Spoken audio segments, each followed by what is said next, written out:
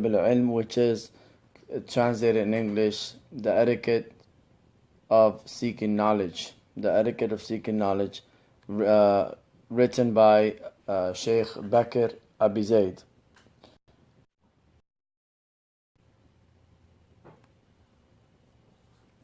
Bismillah.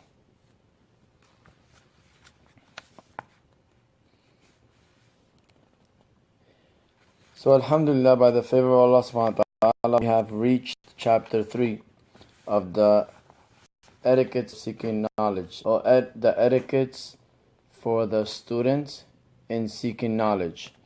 So Alhamdulillah, chapter 1 dealt with the etiquettes of the seeker in himself. Chapter 2 dealt with the methodology of seeking knowledge. Chapter 3, Bidnillah ta'ala, will deal with the etiquette of the seeker of knowledge, the etiquette of the seeker of knowledge with his Shaykh. Right, so Bidnillah ta'ala, just a quick summary, inshallah, of the points that we discussed. So we are on section number 18. Okay, so Bakr Abu Zaid, Hafidahullah, may Allah preserve him, compiled this book consisting of Bidnillah ta'ala 66 points, 66 sections. Okay, so we are on section number 18. So just before moving forward, right, I would like to just quickly give you the titles of each point, bi'idhnillah ta'ala. So on chapter 1, the etiquette of the seeker with himself, his inner self. Number 1, the seeker understands that knowledge is worship. Number 2, being adherent to the path of the righteous predecessors. Number 3, committing to the khawf and the khashya of Allah, having fear of Allah and humility towards Allah. Number 4, continual observance of Allah. In all circumstances, you always remember Allah, God, the creator of the heavens and the earth. Number 5, lower your wing of arrogance and pride. Lower your wing of arrogance and pride, and leave pride behind you. Number 6, zuhud. Zuhud is detachment from the dunya, right? Being more content. Yes, making use of the dunya, but being more content that you're using the dunya, you're using this life. So being connected or using this life to work righteousness for the sake of attaining the hereafter. Having zuhud. And number 7, adorn yourself with the splendors of knowledge by writing it, by implementing it. Number 8, adorn yourself with honor. Number 9, enjoy masculine qualities, but this means ar-rujula, meaning have courage, have strength, and this doesn't only pertain to men. All right, so women also can be courageous. Women also can seek knowledge. So number 10, forsaking luxury. Number 11, avoid the gatherings of vain speech. Number 12, avoid commotion, avoid causing fitna. Right? Avoid causing fitna. Number 13, adorn yourself with gentleness. Don't be harsh. You have Islam, you have this deen, right? Adorn yourself with gentleness.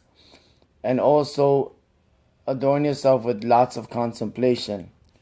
And number 15 is firmness in this way. Chapter 2, methodology of seeking knowledge. There's 2 points, 2 sections mentioned. Section number 16 is the methodology of seeking knowledge, and the author mentions memorizing a a basic text, right? And then building upon it. Thank you, Georgie. Thank you. And then so basically he puts like an order of how you approach a basic text, right? And then number 17, he advises us to do what? He advises us to seek knowledge from a sheikh, a proficient teacher who mastered the specific book, right? It's not any book. He could be a proficient teacher on one book, but he's not a master of specifically of other books as well. So identifying, right, the teacher and then seeking knowledge from that teacher. Now we reach chapter 3.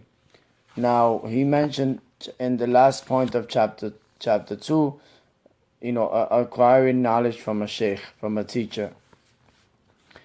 Now Bakr Abu Zayd rahimahullah addresses us by telling us that yes, you acquire knowledge from a teacher, but that requires etiquette. That requires adab. Sometimes we want to attain the knowledge, but we lack the adab, right? So in lacking the adab, sometimes prevents us or becomes the biggest obstacle for us attaining what we want to attain. For us, lacking adab becomes the biggest obstacle for the attainment of that precious goal that we have in mind, which is seeking knowledge for the sake of Allah subhanahu wa ta'ala, seeking deeper understanding of Allah's way of life, right? Seeking understanding of Islam and seeking understanding of all this beautiful knowledge that we have in Islam. So we would cover section number 18.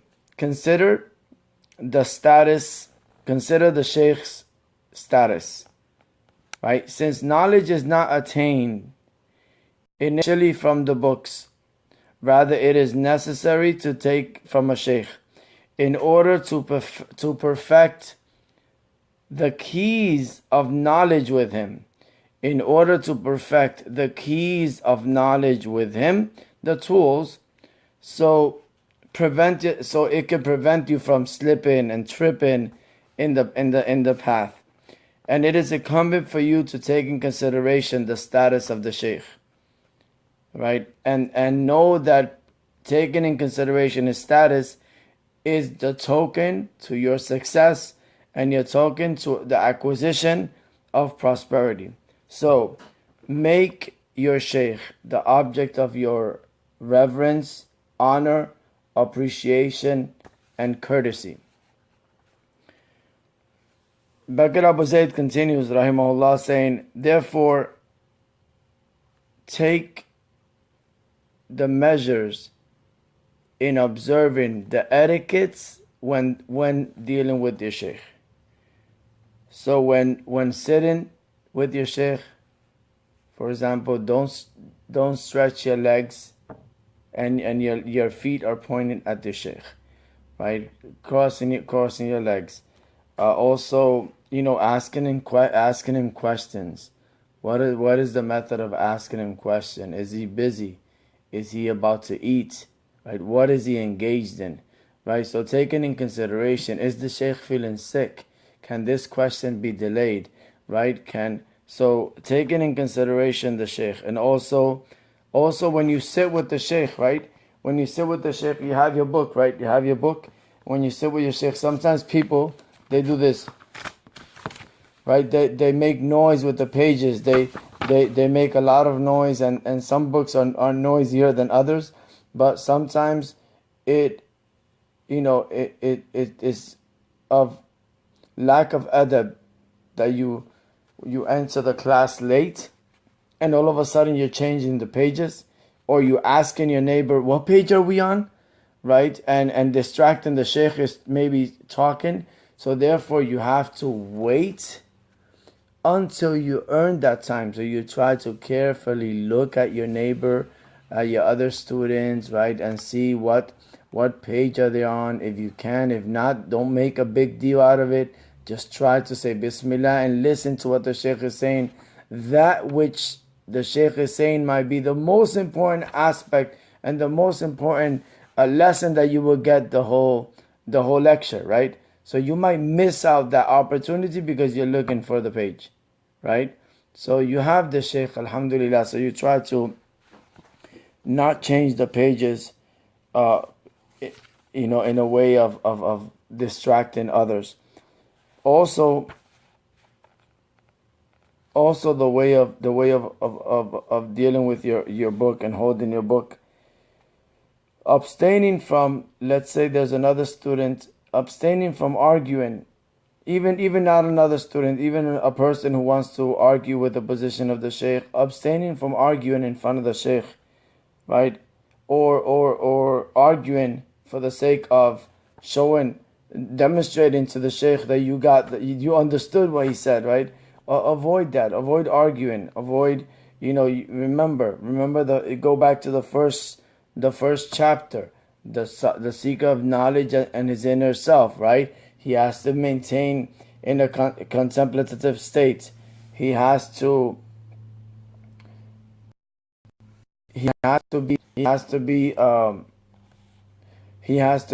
calm, be humble, right? So remember those points that we mentioned in the first lessons, right? So therefore, you don't engage in arguing for the sake of showing that you gained that knowledge from the Shaykh. Also, when in speech, do not precede your Shaykh, right?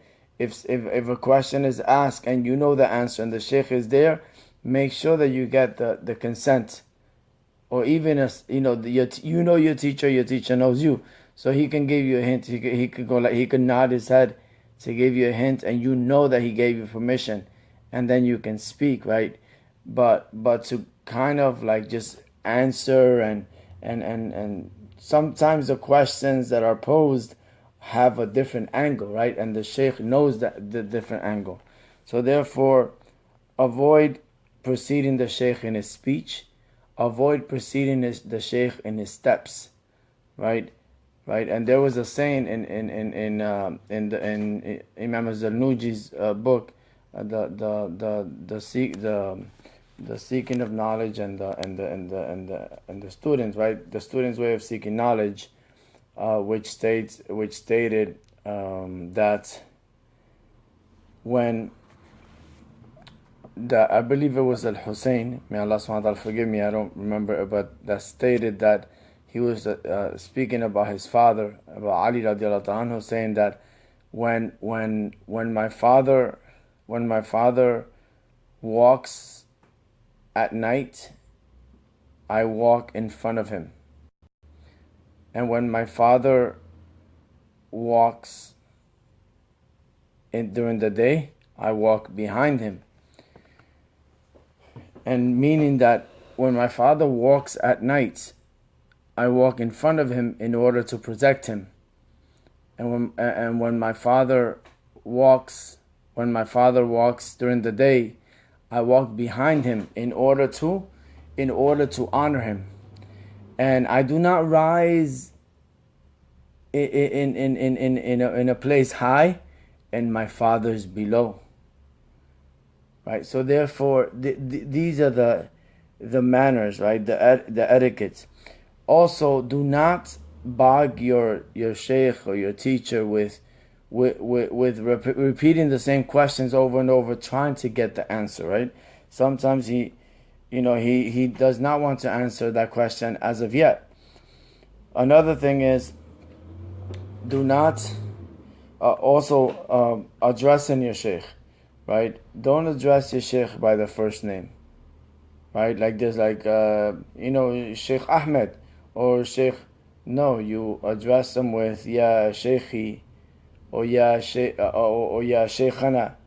Right? Ya Shaykhana. Right? O our Shaykh. O my Shaykh. Ya Shaykhi. Shaykhi, my Shaykh. Shaykhana. Right? Our Shaykh. So you address them with the most elevated etiquette and manner. Why? Right? And do not address them, do not call out on them in a loud voice.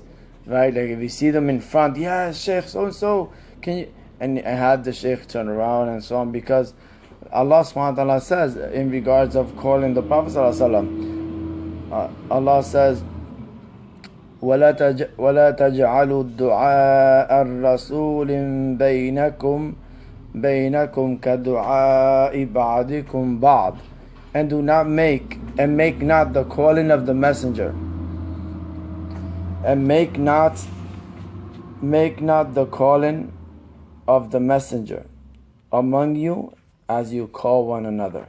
So therefore, the way you address the messenger is different. Right? It has to have a particular manner. Now, similar that, a biological father shouldn't be called by his son by his first name, right? But he should be called, daddy, or our father, my father, etc., etc. Also adhere to, now this is in regards of the etiquette with the Shaykh, right? The etiquette of attending the lesson. Adhere to displaying awe and interest in the lesson that you're attending, right? Rejoice, right? If the Shaykh makes a mistake, right? If the Shaykh makes a mistake and it becomes apparent, right?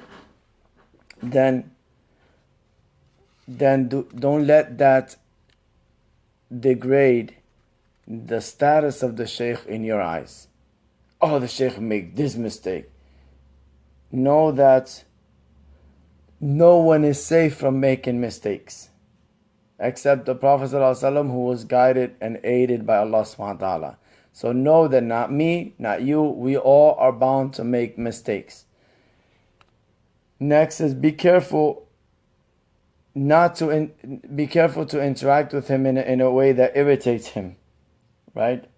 By trying to define some terms in ways that are not in the traditional terminologies, right? Trying to define terms with modern terminologies. So different aspects that might annoy the Shaykh. Also, if you decide that you studied a particular subject with the Shaykh, and that's the subject that you wanted to study with the Shaykh, and you found another Shaykh that has a specific specialization, right? And you want to take from that Shaykh, then you should consider the status of your Shaykh before you go to start taking knowledge from another Shaykh. So you ask the Shaykh permission. You ask the Shaykh's consent. Shaykh, alhamdulillah, I benefited greatly from your knowledge and so on, but I'm interested in studying this subject with so and so, right? And the Shaykh says, Faddal, ahlan wa sahlan, please, he will give you the consent. Why? Because you're saving the relationship for the future as well. That you're respecting him, you're honoring him, and you're preserving that love. And he will always remember that you took him in consideration before bouncing back and forth from different shuyukh without the proper adab, just to attain something and go. But no, there has to be the etiquettes. The etiquettes have to be there when seeking to attain and to obtain this blessed knowledge, right? Also, know that success depends on the status that you give your Shaykh. Know that success depends on the status and consideration that you give your Shaykh. And if you don't have etiquettes with your Shaykh, then know that you're bound to fail in your pursuit. Even though the pursuit might be noble, you might not get the maximum benefit. And caution. There's a word of caution. The caution is, he rahimahullah, Bakr Abu Zayd said, I seek refuge in Allah, right? I ask Allah to grant you refuge right, from extremism, right, in a way of in a way of submitting, right, just submitting to the Shaykh, right, going exceeding the boundaries that the Sharia stated, right, overpraising, thinking that the Shaykh is infallible, that he will never make a mistake, that he is all it and there's no one like him, right, but not exceeding the boundaries, remembering, being grounded that the Shaykh is a human being, and he could be a father, could be a husband, he could go through different hardships as well, right? He can have strong iman today, weaker iman the next day, right? So know that your teacher and any teacher is a human being, right? And they just mastered the spiritual knowledge, right? That gives them insight on how to navigate through this life, right? To navigate through this life through different climates, etc., etc. So this is the the conclusion of section number 18. Section number 18 is, or chapter 3, just to wrap it up. Chapter 3 is the etiquette of the seeker, the one who's seeking to learn, and the etiquette that he has to have with his teacher. What the etiquette that he has to have with his teacher. Now, I'll just give you so here, if we don't give our teachers honor and respect, and if our teachers, if our teachers just there to teach us a subject and that's it, we don't have no relationship, then how can he be a teacher, right? It's just teaching us the theory. Now, I will give you an example. And to conclude, inshallah, when I was studying in Egypt, alhamdulillah, before I started, learning with my Shaykh in Egypt, we studied the book, the book of Imam Zarnuji, and we implemented it. I would not go up the stairs unless my Shaykh would go up. I would not sit down unless he sat down beforehand. I made sure that that he had his needs, etc., etc. But at the same time, after studying with him, he would give me his blessings and pray for me, right, for my exams, and pray for me, for all the efforts. So he took me as a son, right? He took me as a son, and I took him as a spiritual father. Alhamdulillah. So I had to be open with him. He had to get to know me. He had to get to know my emotions. He had to get to know my way of thinking. And he had to get to know, how much do I know, in order for him to diagnose, right, and see what knowledge is he going to give me, right? What subject is he going to teach me, etc., etc. So know that this is the right way of approaching the seeking of knowledge. Nowadays, if you do not find a physical teacher, you have institutions online, right? Like, you have, for example, Huda University, you have Mishka University, you have Bayina Institute, you have Qalam Institute, and you have other institutes as well, worldwide, right? But what I'm saying is that there's some of these universities provide the live interactive classes where you can ask questions to the Shaykh, and the Shaykh can respond, and there's some level of interaction. So therefore, you can still attain that benefit. You can still get to know the methodology of the way the teacher teaches, right? So therefore, there is an opportunity to virtually benefit from that way, right?